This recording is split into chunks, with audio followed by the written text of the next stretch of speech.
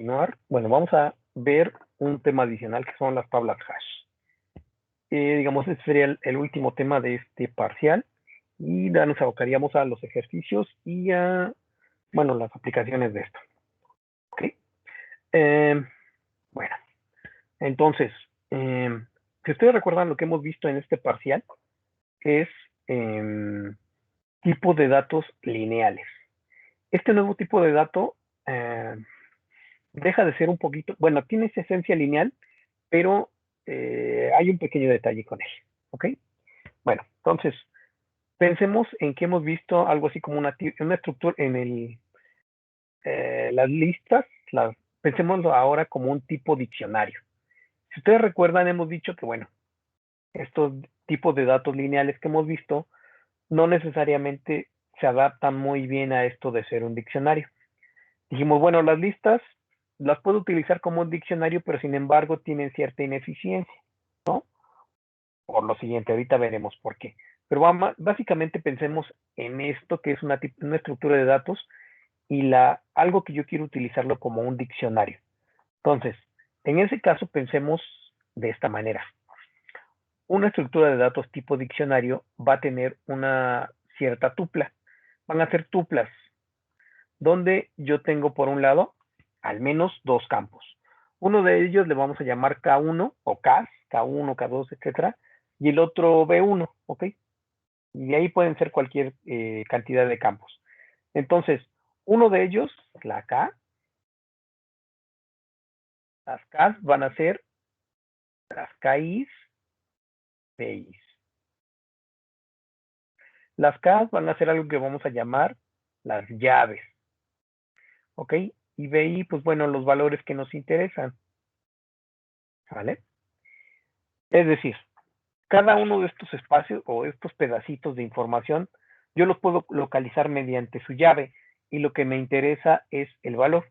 Por ejemplo, pensando en un diccionario, el valor de la llave sería la palabra que estoy buscando y su valor sería algo así como su descripción, ¿no?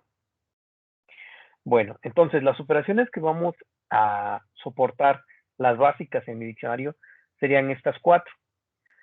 Crear una nueva entrada en mi diccionario, insertar en este diccionario, bueno, perdón, crear un nuevo diccionario. Después, insertar en el diccionario fulano de tal, esta tupla que sería un nuevo valor o una nueva tupla compuesta por un valor de llave y un valor, una cosa así, ¿ok?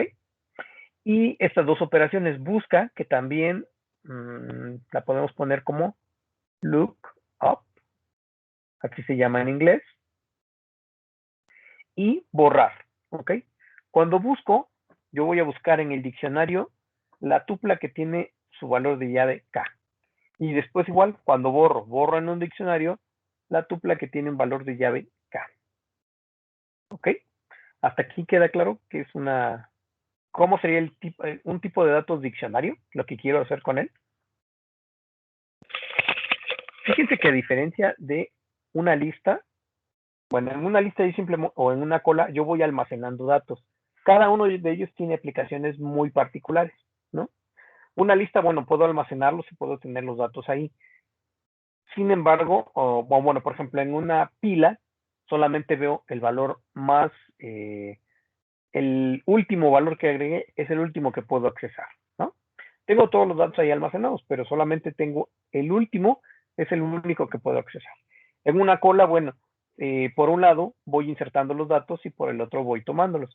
Ahí el dato más antiguo, o el primer dato, sí, el dato más antiguo que yo puse en la cola es el primero que va a ir saliendo, ¿no? O que voy a hacer, que voy a ir atendiendo. Aquí esto se parecería bastante como a una lista donde yo puedo insertar y borrar elementos en cualquier posición de mi diccionario y los puedo acceder en cualquier momento. A eso, recuerden ustedes, le llamamos acceso aleatorio. Pero vamos a ver ejemplos de aplicación de este tipo de dato diccionario. Serían estos, por ejemplo. Uno de ellos sería, por ejemplo, un directorio telefónico, donde el propósito, bueno, es tener una base de datos de teléfonos, ¿ok? El valor de la llave sería el nombre que estoy buscando, ¿sale? Y bueno, y el valor que me interesa, pues es saber el número telefónico de la persona, ¿ok? Hoy en día, pues bueno, a lo mejor ya no son tan comunes estos libros que antes se entregaban en las casas, donde, bueno, nos iban intercambiando los directorios telefónicos y también, bueno, algo que se llamaba la sección amarilla, donde estaban los teléfonos de establecimientos o de negocios que nos interesaba consultar. Bueno, por ejemplo, en un banco, el propósito sería, por ejemplo, una cierta transacción, ¿no? ¿Y cuáles serían los valores de qué estaría compuesta una tupla, al menos en un banco? Ah, bueno, pues del número de cuenta y del valor de la transacción en cada momento. Obviamente esto puede refinarse mucho más porque, bueno, a lo mejor, por ejemplo, tiene un número de folio y alguna otra cosa, ¿no? Del tipo de operación, etcétera, etcétera, etcétera. Pero digamos, lo básico en una transacción bancaria sería, bueno, ¿qué número de cuenta bancaria está realizando una operación por qué monto? ¿Vale? En un diccionario, ahí va otra C en lugar de una T, el propósito es buscar algo, ¿no? En un diccionario. Abrimos nuestro diccionario y estamos buscando el significado de alguna palabra.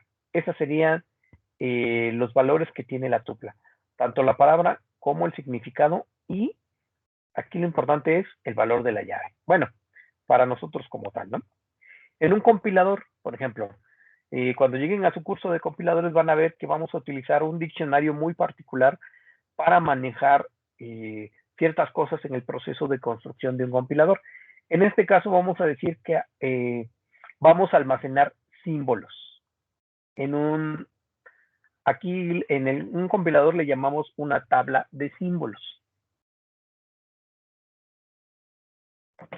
Y en ese caso, la tupla va a estar compuesta por la variable, y lo que me interesa almacenar es al menos cuál es el tipo de variable que estoy definiendo, el tipo de dato que estoy definiendo, ¿no?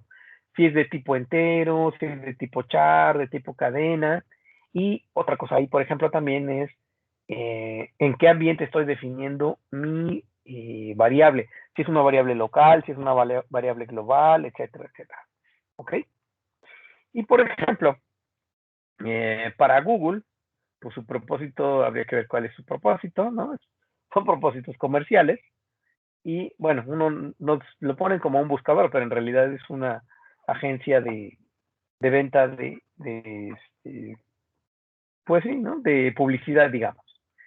Y su cuestión aquí es buscar palabras clave y lo que buscamos es contenido. Muy parecido a un diccionario. ¿Ok? Bueno. Entonces aquí hay una pequeña trampa que ahorita vemos. Vamos a compararlos estos tipos de datos y vamos a verlo en términos de los costos de las operaciones fundamentales. En todos ellos, por ejemplo, crear un nuevo tipo de datos, pues en realidad es muy directo. Básicamente solicitamos la memoria que requerimos al iniciar ese tipo de datos. Básicamente podemos pensar que tiene un tiempo de operación unitario, bueno, o de uno, es decir, es constante, ¿sale? Vamos a comparar los siguientes. Bueno, un arreglo, en general no lo vimos porque nos fuimos mal. Bueno, un arreglo, nosotros le llamamos un arreglo extensible. ¿Ok? Vamos a también pensar en arreglos ordenados. Y esto significa, bueno, llevar a cabo algunos de los algoritmos de ordenamiento y, bueno, con ello, pues ya tener un arreglo ordenado, perdón. Después, una lista ligada ordenada. Y aquí hay algo todavía que tenemos, bueno, lo tenemos pendiente porque más bien pertenece al tercer parcial, que son un tipo de dato que no necesariamente es lineal, y es un tipo de dato que se le va a llamar árbol binario de búsqueda. Bueno, entonces tenemos estas tres operaciones. En un arreglo, la operación de buscar un dato, digamos, tiene O de N. ¿no? Es el costo de buscar algo en un arreglo. Pensando en que en este caso, digamos, pues sí, básicamente suponemos que no coinciden, por decirlo de alguna manera, el valor de la llave con lo que yo estoy buscando. Por ejemplo, si tuviera un arreglo de cadenas, entonces tendría que recorrer completamente el arreglo para saber dónde está la cadena que yo estoy buscando. Si yo ese arreglo de alguna manera lo ordeno, entonces, si sé que está ordenado, entonces el valor, lo que tendría que hacer es una búsqueda. Y bueno, por ejemplo, ya sabemos que ahí, en ese caso, si hago una búsqueda binaria o una búsqueda un poquito más refinada, de cualquier manera, el costo de buscar algo en un arreglo ordenado tiene un costo O de logaritmo en base 2 de n. ¿Ok? Recuerden ustedes que, por ejemplo, la búsqueda binaria consiste en partir en dos el arreglo y buscar a la mitad el elemento en cuestión, lo que me interesa. Y digamos, si está ahí, pues ya la hice. Y si no, bueno, pues como ya dividí en dos espacios diferentes o en dos rangos mi arreglo, pues tengo que averiguar si lo que estoy buscando está en la primera mitad o en la segunda. Y así voy sucesivamente hasta que o bien encuentro lo que estoy buscando o de plano digo que no está.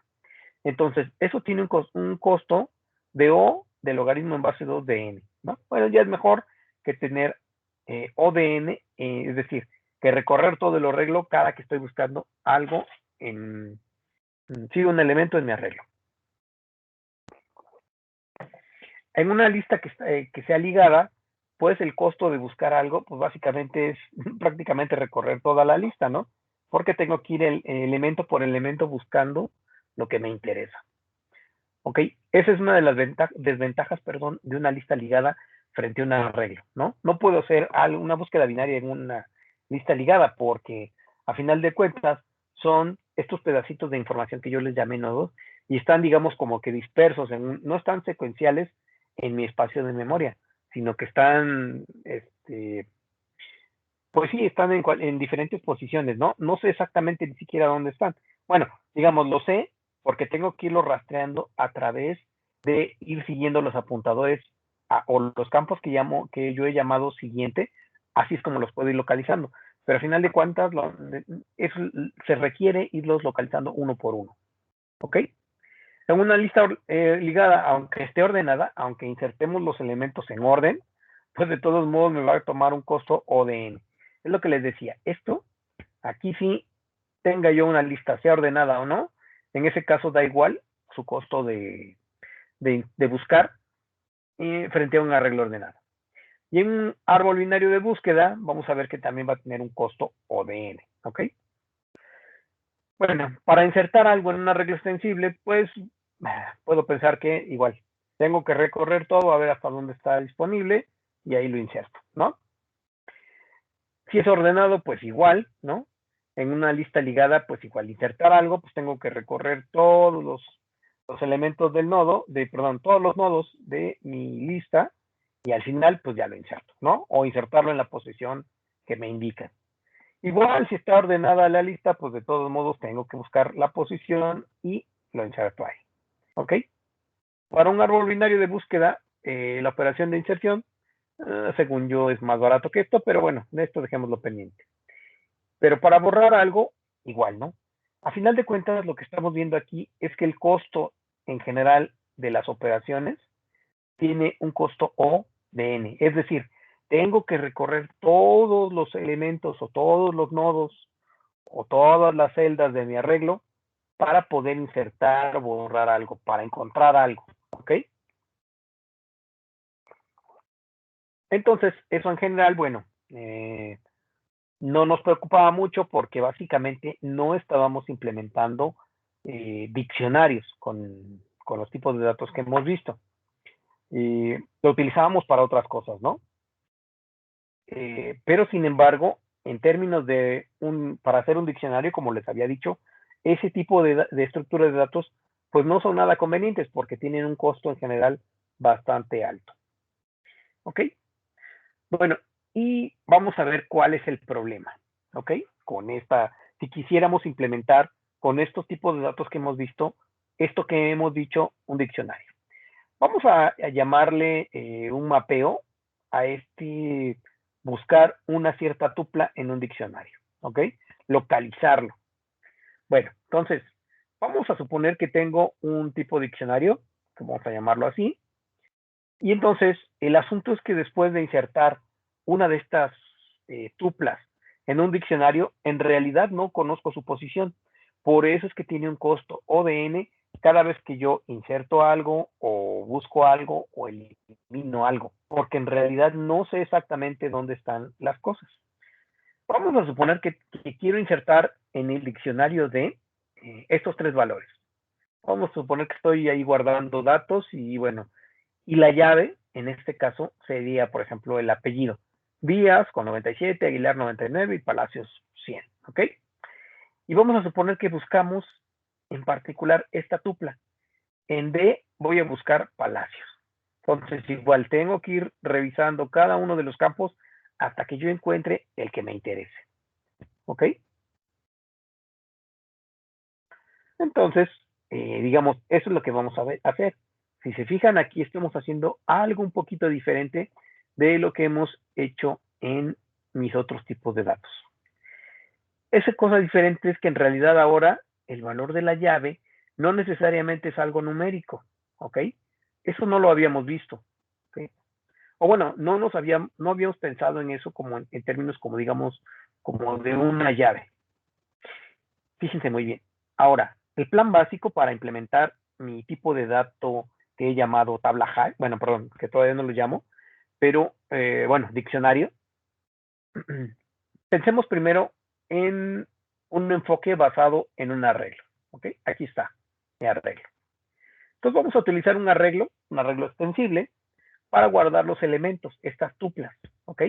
Que van a estar compuestas por un valor de llave,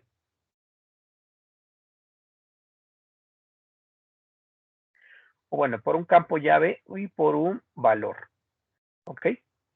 Entonces, para cada llave, para cada una de estas llaves, eh, va a ocurrir lo siguiente. Si conocemos su posición, en este caso, vamos a hacer que empate el valor de la llave con el índice en el arreglo, ¿ok? Sale.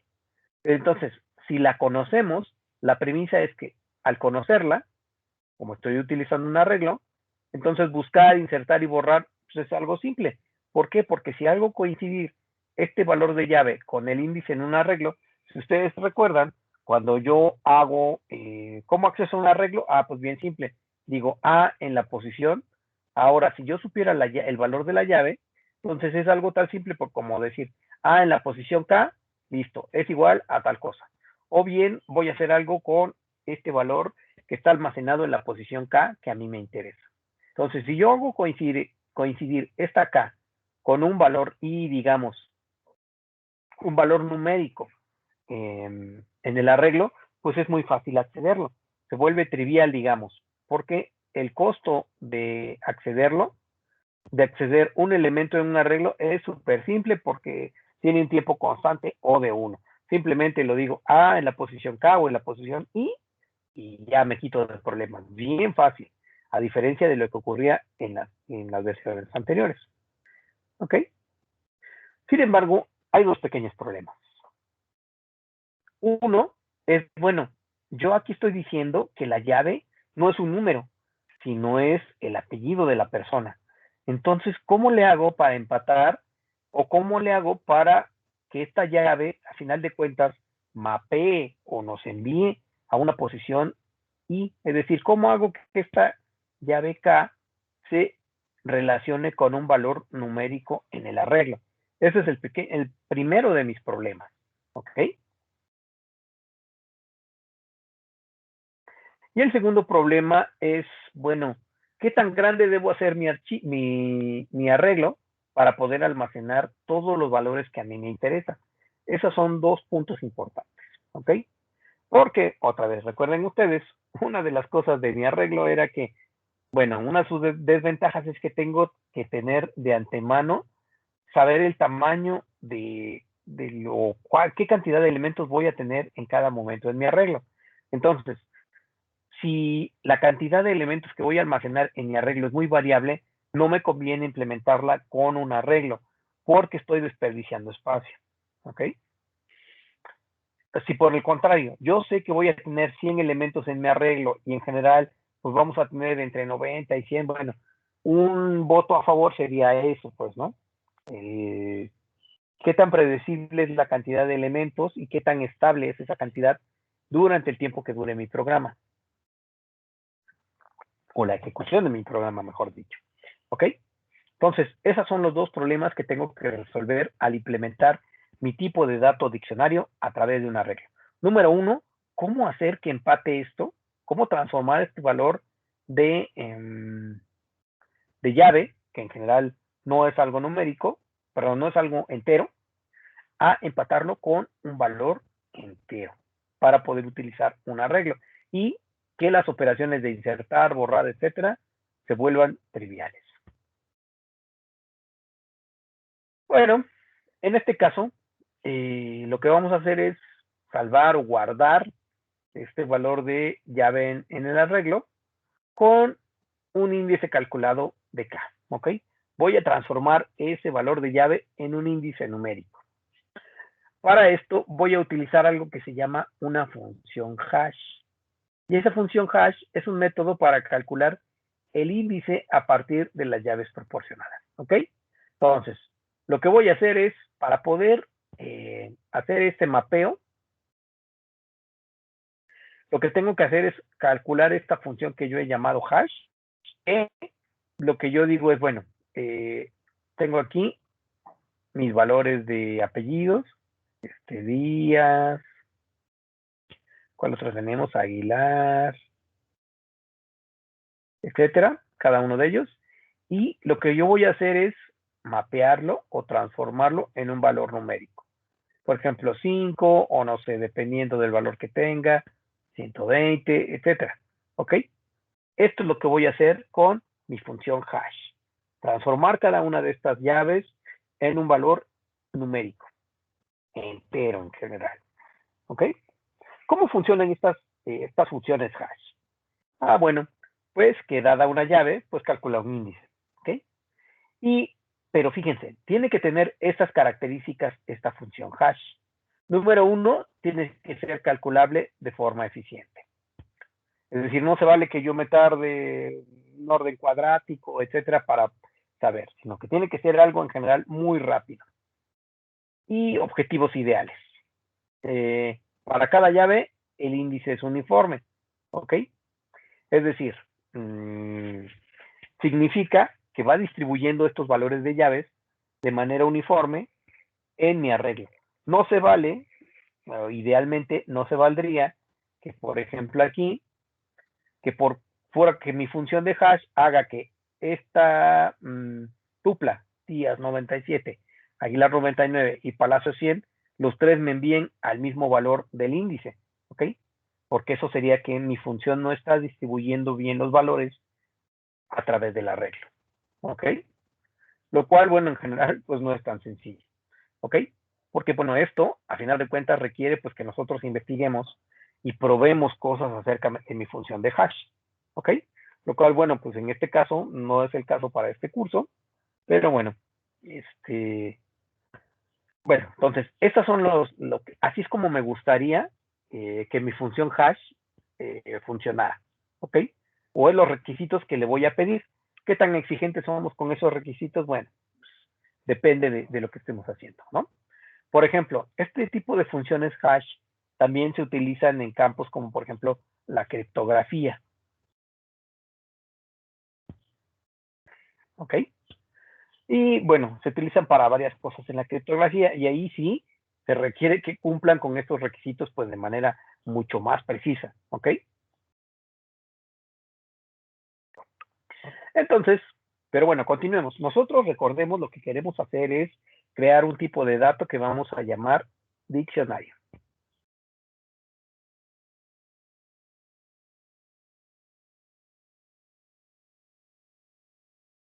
¿ok?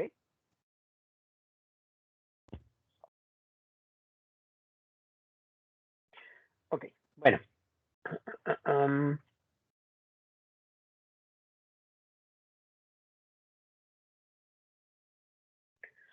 Y entonces, en un diccionario, lo que quiero hacer es implementarlo con un arreglo, ¿vale? ¿Por qué? Bueno, pues porque es mi primera opción y sabemos que ahí, si yo logro mapear mis llaves a un valor numérico, entonces lo que significa es que las operaciones de insertar, borrar, etcétera, me van a tomar un tiempo constante. A de 1, porque es simplemente un acceso directo por llave en mi arreglo. ¿Ok? Bueno, pero para nuestros propósitos, primero, antes que nada, vamos a suponer que nuestro arreglo tiene longitud infinita, lo cual no es el caso nunca, por más grande que sea mi arreglo, en una computadora. Y vamos a suponer que la función hash tiene el siguiente prototipo. Yo le paso una llave y me devuelve siempre un entero, y su valor de hash calculado. Esto que decíamos aquí. ¿Ok? Bueno. Y bueno, vamos a ver cómo se comportan estas, estas operaciones hash o este cálculo de hash a través de diferentes tipos de datos y cómo esto afecta el tiempo de operación de hash. Vamos a suponer, si mi valor de llave es algo de tipo entero, pues calcular su hash pues es bien directo, ¿no? O sea, no tengo que hacer prácticamente nada. Digamos, aquí lo hago simplemente para establecer o para ser específicos de cómo se calcularía el hash. Pero prácticamente, si la llave es entera, pues es muy directo, ¿no? Está ahí, pues mejor hago esto, ¿no? Hago A en mi, perdón, lo acceso en mi arreglo a través de ese valor I en mi arreglo A. Simple y sencillo como es, ¿no? No tendría la función, su cálculo de función hash es trivial, no tiene ningún costo, ¿no? Es algo directo completamente. Si fuera algo de tipo char, entonces en ese caso, calcular el hash de un char, pues recordemos nosotros que un char, algo de tipo char, en C al menos, todo valor de char es, podemos pensar que es un ASCII, y en ese caso, pues un ASCII tiene una dualidad de tanto es un símbolo como un valor entero. ¿Ok? Entonces aquí, pues igual, podemos pensar que es muy trivial. Y bueno, ¿cómo les hago aquí la anotación? Dependiendo de qué warnings tengamos encendidos en nuestro compilador, no, incluso nos puede marcar como error que nosotros hagamos una barbaridad como esta porque me dice, ok, tú me estás pasando algo de tipo char y quieres devolver de ahí un entero. Está bien que sea así, pero bueno, en ese caso tenemos que hacer una conversión de tipo o un cache, ¿no? Que le llaman así también en inglés. Es decir, tenemos que indicarle, dependiendo de qué tan quisquilloso sea nuestro compilador, que efectivamente somos conscientes de que queremos devolver un entero a partir de un carácter. ¿Ok? Entonces, pero básicamente es algo también muy simple, ¿no? No tengo que hacer más que esto, o bien, si mi compilador es muy quisquilloso, pues hacerle específico que nosotros queremos hacer esa conversión tal cual. ¿Vale? ¿Alguna pregunta hasta aquí? ¿Queda claro lo que estamos haciendo? Queremos implementar un diccionario. Sí, adelante, los escucho. Ah, profe, ninguna. Ok. Queremos implementar un diccionario a través de un arreglo, porque un arreglo me permite acceder de manera aleatoria muy eficiente cada uno de los elementos. Sin embargo, bueno, vemos que tenemos que calcular algo que nosotros llamamos un hash o una función hash para poder hacer esto en general con cualquier tipo de dato. Bueno, ahora, ¿qué pasaría si nuestra llave fuera de algo de tipo flotante? Lo cual, bueno, a lo mejor no es muy común, pero bueno, esto ocurre. Igual, todo lo que tendremos que hacer es una conversión de tipos. Sin embargo, aquí ya viene el problema. ¿Cómo tratamos casos como 0.AAA? ¿No? Por ejemplo, 0.5. ¿Lo guardo en 0 o lo guardo en 1? Bueno, ese es uno de los problemas a los que nos tendríamos que enfrentar. Y podríamos decir, bueno, cualquier valor abajo de 0, perdón, abajo del 0.5 es, o bueno, de 0.5 como sea, lo redondeamos, ¿no? O sea, pasa a 0, o bien si es 0.55, pues en realidad es 1, ¿no? Igual si hablo de 4.69, pues estoy hablando de 5 y etcétera, ¿no? Bueno, entonces aquí, por ejemplo, ya se va volviendo más evidente que probablemente voy a tener ahí algún conflicto si quiero almacenar 0.55 y si quiero almacenar 0.69. Como que me van a enviar al mismo, redondeándolos, ambos me van a enviar a 1. Y eso significa que ahí va a haber algún problema.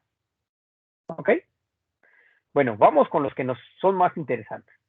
¿Cómo puedo calcular un hash en algo de tipo string, algo de tipo cadena?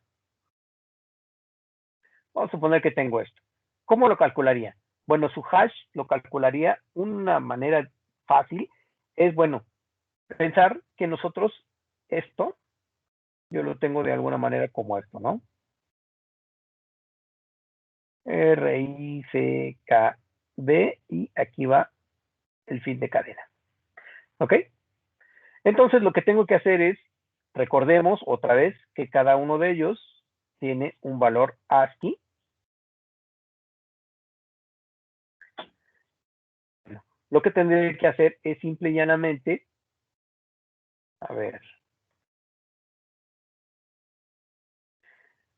revisar cada uno de sus valores como carácter.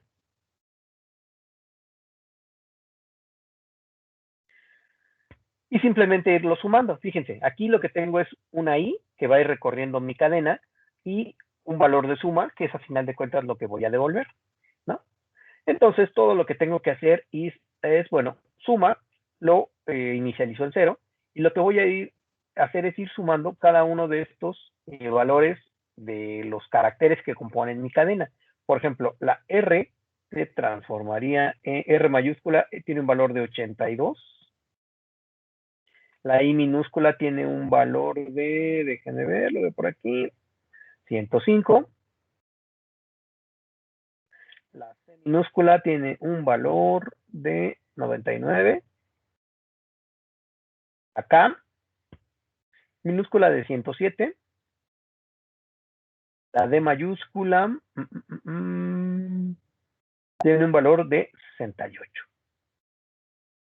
¿Ok?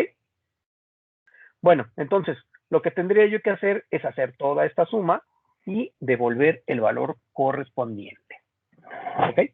Entonces, ¿qué valor me devolvería? Si yo calculo este hash para este valor de llave, que lo he puesto así, bueno, pues vamos a calcularlo. Y sería algo tan simple como, permítanme un momentito, hago los cálculos, o alguien que me ayude con los cálculos, por favor.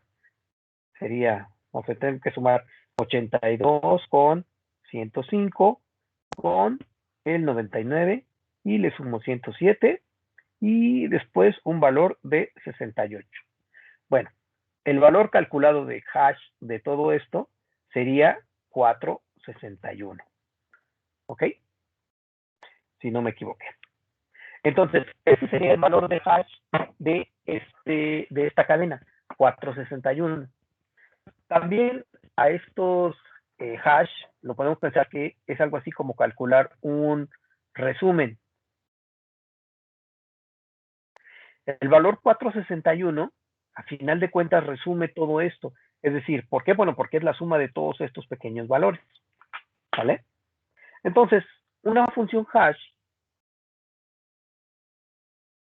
me permitiría, por ejemplo, no sé si han visto ustedes, bueno, por ejemplo, a veces cuando se bajan archivos en las páginas, para cuestiones de seguridad, incluso nos proporcionan el valor de hash de ese archivo, que en ese caso, bueno, es un número bastante grande, y esto me permite verificar la integridad, por ejemplo, por dos razones. Número uno, para saber que el archivo que bajamos, bueno, se bajó completamente, ¿no? Se bajó muy bien.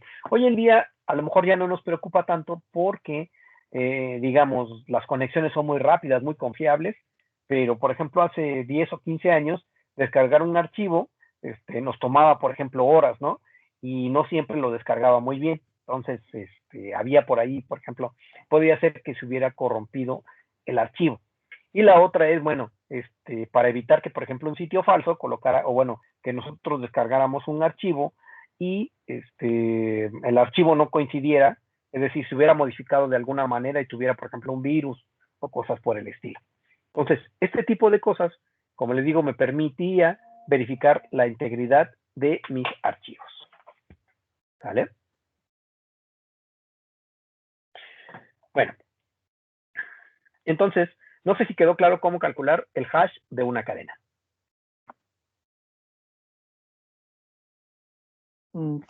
Creo que sí. ¿Sí? Los demás, ¿cómo lo ven?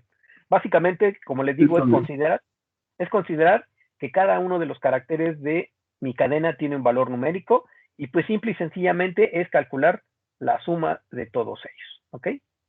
Tengo que calcular la suma y ya, simplemente calculo la suma y me devuelve un valor numérico, el cual es el que yo devuelvo.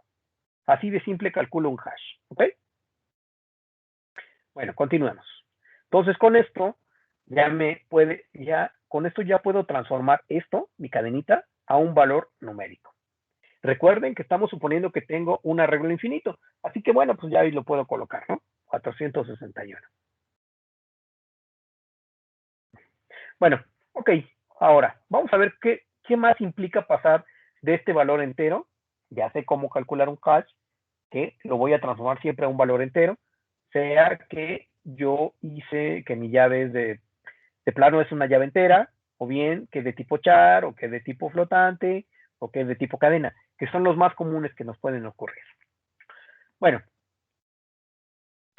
ok, pues bueno, nos toca al final de cuentas la realidad. Nuestro arreglo no es infinito, el arreglo es finito, ¿ok? Por más grande que lo hagamos, siempre va a tener un límite en nuestro arreglo al implementarlo en una computadora. Por más que tengamos 50 gigas o lo que sea de memoria disponible, al final de cuentas es un arreglo finito. Y la otra es que no pueden existir los índices negativos, por ejemplo, -10, eso no existe en un arreglo. Si ustedes recuerdan, siempre un arreglo empieza en 0 y de ahí se va para adelante. Bueno, entonces lo que yo quiero es transformar mi arreglo en algo de tipo de 0 hasta n-1, ¿ok? Así es como están mis arreglos, ¿no? Van desde la posición 0 hasta la posición n-1, donde n es el tamaño del arreglo que yo he especificado. Bueno, pues es bien fácil, ¿no? Todo lo que tengo que hacer es, pues hago esto. Calculo el valor absoluto de i y después hago la operación, esta que le llamamos módulo. Si ustedes recuerdan, vamos a recordar que, bueno, el apps significa que si yo encuentro un valor de -20, pues me lo transformo a un valor positivo de 20. Y la otra es, por ejemplo, aquí. El valor de módulo o la división entera, el residuo, también le llaman así, módulo o residuo, es lo siguiente. Vamos a suponer que tengo 461, pero lo voy a dividir, por ejemplo, entre 100, por ejemplo. Entonces, en este caso, vamos a suponer que mi arreglo es de tamaño 100 y, es decir, solamente puedo almacenar 100 cosas en mi arreglo. Entonces, la operación residuo consiste en calcular, en que me devuelva el residuo de dividir 461 entre algo, en este caso, entre el tamaño del arreglo. Si ustedes recuerdan, la división opera así, ¿no? 461 entre 100, aquí serían 4 y me restan 61. Entonces, lo que me interesa es este valor, el valor no el valor de la división, sino el valor de residuo en una operación de división. ¿Sí? Entonces, eso es el valor que estoy calculando aquí. Entonces, por ejemplo, en este caso, el índice que le tocaría a mi llave, esta que he calculado, RICD, en un arreglo de tamaño 100, sería el valor 61, su valor de residuo, tomando como base la división que hice entre el tamaño del arreglo. ¿Ok? Entonces, así es como iría refinando el valor de mi hash. Sin embargo, como nos dicen aquí, hay un problema, hay un bug, ¿no? Recordemos que el valor de un entero es desde -2 a la 31 hasta 2 a la 31, -1, ¿ok? Y entonces si hago esto, pues esto va a provocar un desbordamiento. Y bueno, aquí nos dicen, algo sencillo sería, por ejemplo, limpiar el bit de signo, o sea, hacer algo como esto, ¿ok? Bueno, esto sería una operación unaria, donde lo que hago es aplicarle a una mascarilla. En este caso, todo lo que hago es simple y llanamente, el valor de 7, ustedes recuerden, es 0 pensado como algo de 8, pues simplemente haría 0, 1, 1, 1. Este es el valor 7, ¿ok? Bueno, 7F. Y los otros 4, pues serían 1, 2, 3, 4, ¿ok? Entonces, cuando yo hago una operación AND con algo, pues simplemente, bueno, lo que hago es simplemente respetar su valor, excepto el bit que está más a la izquierda, todos los demás son Fs, y en ese caso lo que haría es que si está encendido el bit de signo, pues simplemente lo apaga, ¿ok? Y entonces, básicamente lo que tendría que hacer es esto, refinar mi hash de esta manera. Número 1, quitarle bueno, calcular bueno, hacer más bien, perdón, aplicarle esta mascarilla y después calcular el residuo. De esta manera calculo cuál es la posición de mi objeto o de mi tupla o de mi llave en particular en mi arreglo. Entonces, en particular tendría que hacer algo como esto. Aplicarle la mascarilla y después aplicar o hacer la operación residuo respecto al tamaño de mi arreglo. ¿Vale? Bueno, ya vamos a terminar. Un segundito nada más. Entonces, lo que va a ocurrir aquí sale. Ahora, la siguiente situación es las colisiones, ¿ok? Vamos a suponer que tengo dadas dos llaves, K1 y K2, y vamos a calcular sus valores de hash. Vamos a suponer que se llamen H1 y H2. Cada uno de ellos, ustedes recuerden, va entre 0 y n-1, ¿ok? A esto que llamamos colisiones es lo siguiente. Si yo tengo dos valores de llaves, K1 y K2, pero resulta que sus valores de hash son iguales, entonces va a ocurrir algo que es algo que llamamos una colisión. ¿Ok? Entonces, si yo tengo dos valores de llave y los dos mapean o envían o intentan guardar su valor de llave en la misma posición del arreglo, ahí ocurre esto que llamamos colisiones. ¿Ok? Entonces, por ejemplo, piensen de tarea, ¿cuál sería una posible colisión? Piensen en una cadena que me devuelva el mismo valor de hash, ¿ok? Por ejemplo, si yo tuviera, por ejemplo, la cadena, vamos a ver, ¿qué tendría que agregar yo a, por ejemplo, días para que ocurra una colisión? ¿Qué otros caracteres yo tendría que agregar para que me mapearan al mismo valor de 61? Ahí se los dejo de tarea, por favor. No sé si quede claro esta tarea que les estoy dejando, esta pequeña tareita, este ejercicio ahí simple. Buscar qué caracteres complementan este valor días para que ocurra una colisión, es decir, que esa cadena, al calcular su hash, me devuelva un valor de 61, considerando que mi arreglo es de tamaño 100. ¿Sí? ¿Sí se entiende la asignación? Sí, profe. Ok, bueno, entonces esta es la idea. Tengo yo dos llaves diferentes, una que es RIG-D, por ejemplo, y la otra días y algo más, no sé qué más. Y de pronto sale, cuando yo calculo su hash, de acuerdo a como lo definí, pues resulta que me mapean el valor 61. Entonces, ahí hay un problema. ¿Ok? Bueno, son 8:30, vamos a dejarlos aquí. Y en la siguiente, mañana completamos con esto, con cómo resolvemos estas colisiones. Y hay dos soluciones. Una es algo que llamamos direccionamiento abierto, o bien podemos hacer algo, es decir, volver a hacer un hash, o bien hacer algo que vamos a llamar el encadenamiento en la tabla hash. ¿Sale? ¿Alguna pregunta hasta aquí? Sí, yo tengo una pregunta, pero bueno, no es de esto. Para la tarea, que, por ejemplo, sobre la pila, ¿es necesario que tengamos que hacer los dos documentos, uno tipo H y uno tipo C? ¿No podría ser todo en el punto C?